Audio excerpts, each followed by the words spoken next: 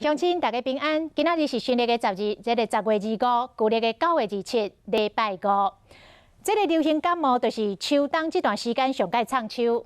今年因为世界卫生组织选址去迁就时间，所以国内自公费流感疫苗的时间嘛迁到这个后个月中，才会当开始来做。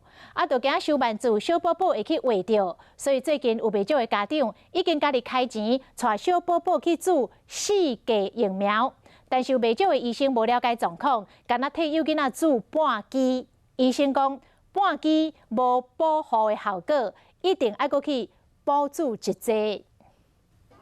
预防流行感冒注射上有效，也毋过受到世界卫生组织选址去迁就，致使讲公费的疫苗做的时间嘛有迁就。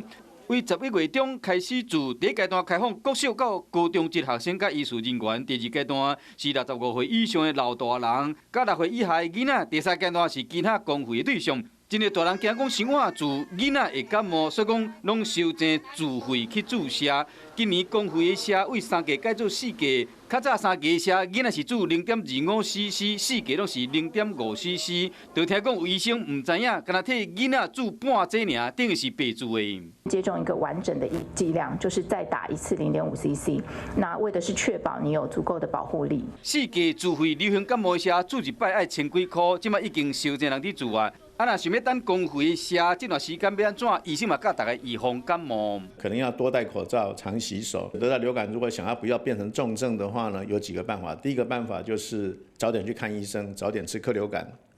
第二个办法呢是把自己的身体弄得健康一点。身体够健康，百合讲开始做的时，就赶紧去做，照到伫流行感冒伫大流行时得到相当的保护力。